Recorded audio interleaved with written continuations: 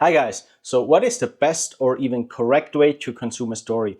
You often hear statements like, oh, I just need to have the feeling of a real book in my hands, or audiobooks don't count as reading.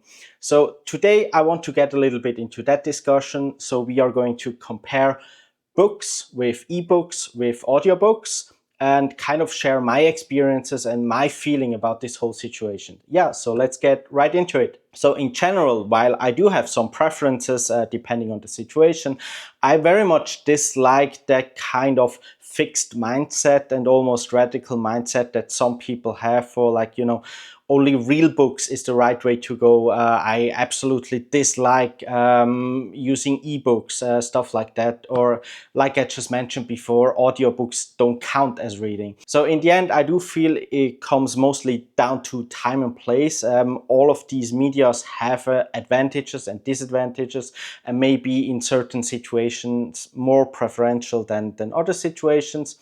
And that's what it all comes down to in the end. And as long as you're enjoying a story, who am I or anyone else to judge what way you are choosing to enjoy that story? But yeah, let's talk about the traditional way to enjoy a story first. Let's talk about the traditional physical book. Let's talk about this. For me, it's really like the traditional hardbook covers that brought me into reading. I do remember the time, in my early teens when I finally got into reading through Harry Potter, actually, that, I just enjoyed late evenings curled up on my bed with a book and just and enjoying being kind of transported into a different world, and the whole feeling that holding a physical book and these pages and flipping through the pages brought with it.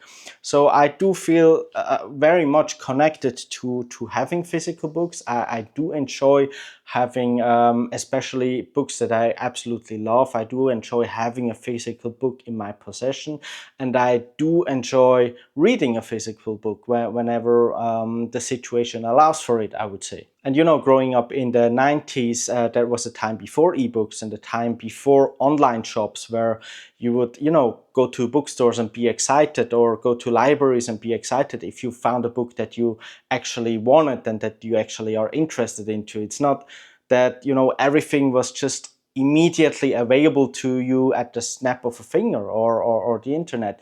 So it was always that kind of excitement that also came with finding a new book and having and possessing a new book that came with it, that nowadays you don't really get anymore, because it's just everything is available whenever you want it. The thing now is, compared to ebooks, physical books are quite expensive. They can get very expensive, especially here in Europe, when they just are released here as hardcover books. And of course, there are other options like libraries or secondhand bookstores that I do enjoy going to. And I do go quite often to a library, or I buy from like secondhand bookstores, or like these kind of boxes in front of the bookshops where they basically give them away for a few dollars. And I do enjoy finding books, especially in these sections. But at the end of it, mostly I'll just like buy, especially new books at the full price, hardcover books.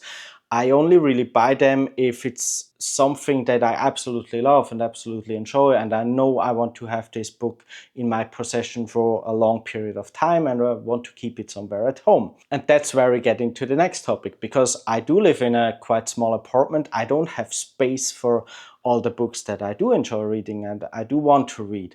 So I have to be very picky and specific with which books I buy as a hardcover, and I want to keep in my own possession. I want to keep in my little Oli library in here. So there is always that kind of deliberation that comes with buying a book. Should I really buy a physical book or not? Because, well, do I have the space to keep it somewhere? Is it something that I want to pick up again in a few years? So it's that kind of thinking, that kind of decision that now happens before I buy it. What I do enjoy very much still is going to places with physical books. I absolutely love bookshops. I love libraries. I love to, spend hours and hours in there and just go through the books, look at the covers, read about the plot, read about the author, and just kind of find out what I like. And I may or may not get the hardcover book then, the physical book, or may choose to, just kind of keep that book in the back of my mind and later on either get it as an ebook or as an audiobook even. But I do still feel that a physical book like this has its place in my own experience reading, enjoying new stories. And I do every now and then buy a physical book to enjoy it, especially when I'm here at home for a longer period of time, reading on the couch, reading in the bed. I much more prefer to have a physical book in my hands than an ebook, as you hear quite often people saying. So I'm no exception there. Now let's get into ebooks though, because I feel like they do sometimes get a bad reputation within the reading community that I do not feel is deserved at all. A lot of, especially like hardcore readers, are kind of looking down upon ebooks. And I do feel a lot of that hate is very much misplaced, because I really feel that ebooks, at least in my life and in my reading journey, have become a very like important piece to the puzzle, and I do use them quite a lot. So for me, ebooks, I love to use them, when I'm traveling. It's great to have, hundreds of books like on one device, and it's much easier to travel with this than with just 10 books. And I'm the kind of person that is always reading multiple books at the same time. So right now, probably on my Goodreads profile, there's like 7 or 8 books that are on my currently reading. And I love to switch back and forth between books, rather than just, picking up one book and then finishing it and then reading the next book. So in reality, whenever I'm traveling, that kind of habit is not really possible if I'm only focusing on physical books, because I would just be carrying 10 books in my backpack whenever I go somewhere or I'm on a plane or somewhere. So especially for traveling, I absolutely enjoy using an e-reader, and it comes with a lot of advantages there as well. Like, for example, when I'm on a flight, especially a long haul flight, and then at night, they turn off the lights, and I do not like, lighting up the whole space and disturbing passengers next to me. So I do absolutely love like these new e-readers. This one, for example, has like a backlit screen, so I can set the lighting to the preference of my eyes. That's something you just can't do with a physical book. So especially for traveling, I do feel that ebooks very much do have their place in this kind of space and community. And also they bring some other advantages with it. So for example, with e-readers, there's not that much waste going on as with books. Like, how many books are people buying and then just, kind of keeping it in their home and not even looking at them anymore after they have been reading them for the first time? Or some of them, they're just buying them and not reading them at all. And it is a waste of paper, it is a waste of kind of resources in that sense. And that's something that definitely happens less with ebooks. And an additional advantage that comes with not having to produce a physical book, of course, is there is not the kind of transportation and logistics that goes on in the background. There's not the kind of pollution that also comes with that part of it. So I do feel that ebooks probably on the whole are a little bit more environmental friendly. They're also usually cheaper than, especially if you're buying a new book, they're cheaper than buying a book fresh off the printing machine. They have their advantages, and that's also why I'm using ebooks as well, quite often in my life. So let's get into the third option here, which are audiobooks. Now, while traditional books are the, traditional way to enjoy stories, audiobooks and books on tapes actually have been around for a very, very long time. So while I did learn to read and did learn to enjoy reading through traditional books, I actually learned to enjoy stories long before that through audiobooks. So I was listening to books on tape, especially like children's stories, like the Brother Grimm, these kind of stories, from a very young age, long before I could read a full book from beginning to end. So while books got me into reading. Audiobooks is what basically got me into loving and enjoying stories. And audiobooks basically for me still now they kind of represent the experience of somebody reading to you. Like growing up, my father would always read stories to me and my brother, and now every time I listen to a story, I kind of feel transported back in time to that kind of experiences when he would read a story to us in the evenings. So I am very nostalgic about the experience of audiobooks. Now, the most common criticism for audiobooks is always the same thing. Well, it doesn't count. Listening is not reading. It doesn't count. And there's so many different opinions on that. There have been so many like research pages and stuff like that. But in the end, I don't really care, because you're still consuming a story, you are still enjoying a story, and that's all that it is about for me. It doesn't really matter to me if somebody says it counts or it doesn't count. I had a great time, I enjoyed the story, and that's all that matters to me. However, I do feel there's a little bit of a difference here with like active listening and passive listening. So the great thing about audiobooks is that you can kind of multitask it.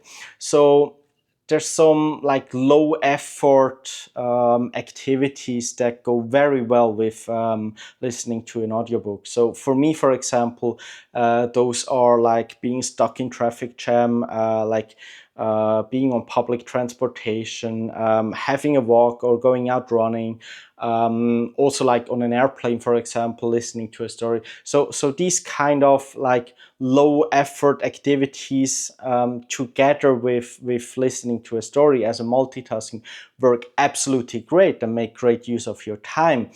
And I do feel then doing it this way, you still get very much the same benefit as fully focusing on a book and reading a book. If you are doing something more active that requires you to use your brain more, and at the same time still trying to listen to an audiobook, at least for me that doesn't work, because I can't like then focus on the story. I don't know what they were talking about, and so that just doesn't work for me. And then there the benefits of listening to that story is basically zero, because I have not been able to focus on that story.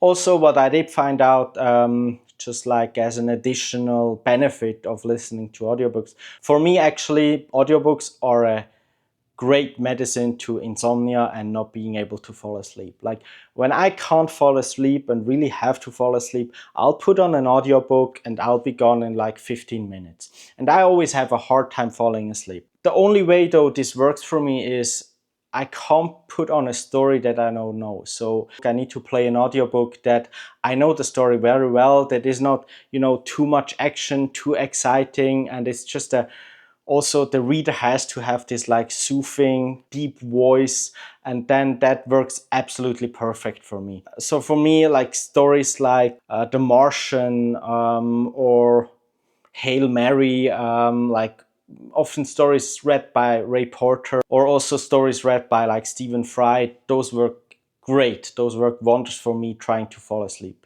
Talking about readers, I think there's an additional advantage in here, because I found myself like listening to a lot of audiobooks. I found myself like focusing quite a lot on, well, who is actually reading this story. And then through that reader, I will find other books that they also read that I may not have picked up myself if I were, just looking at the book cover and the plot of it. But because I do enjoy some of the readers so much that I'm willing to try books that I otherwise would not pick up, it kind of broadens this way of getting into new books and experiencing new books. So I do feel there's a very big advantage to that as well. Now, one thing that I do not like very much about the development in recent years is with audiobooks. Like Audible started doing that, and some other apps also started doing that recently, that they would have more dramatized productions and like very high budget productions of these books as a dramatic play almost. I absolutely hate that. Like if there's like a lot of special effects, special sounds, there's like 10 to 20 different people in the cast reading a book. It's just something that I can't really enjoy anymore. So for me, it needs to be one person reading the book. I don't want to have any like over dramatized production or reading of the book. I can imagine the voices myself. I just want to have somebody read the book to me in a more or less calm way, I would say. So for example, I also noticed that with like French audiobooks. So if you listen to French audiobooks, they are very often like over dramatized. Whenever there's like an annoying person, for example, they use this very high pitched voice to read that person. And I just can't listen to that. So for me, it needs to be a very calm, simple, easy production of an audiobook for me to enjoy it. So for example, I heard that Audible is currently in the process of producing a fully dramatized series of the Harry Potter books, and I'll probably absolutely hate that. I love the original reading, like the English reading by Stephen Fry. I'm even okay with what is it, something Dale's reading, the American reading, but like a full cast dramatized production, I'll probably hate it. I'll give it a try, but it's not something that I usually enjoy. To sum up this whole discussion, it's very much what I said in the beginning. I do feel there's a time and place for each of these ways to consume a story. I do love having a physical book in my hands as well, but I see the benefits of using an ebook, and I also very much see the benefits of listening to audiobooks, and absolutely enjoy all three of these experiences. So I really do not feel there's much sense in these, very radical opinions of only this is right or this is right. As long as you're enjoying a story, who cares how you are enjoying the story, how you are having a great time with that story. But yeah, guys, please let me know your opinions in the comments below. What works for you? What have you found out over the years that, for you are your personal advantages and disadvantages? What do you like most? Do you enjoy physical books? Do you enjoy audiobooks? Do you enjoy ebooks? And what are you spending your time with mostly? Yeah, that's basically it for today. Please do give this video a like, subscribe to the channel for more videos like this, and see you in the next one. Bye guys.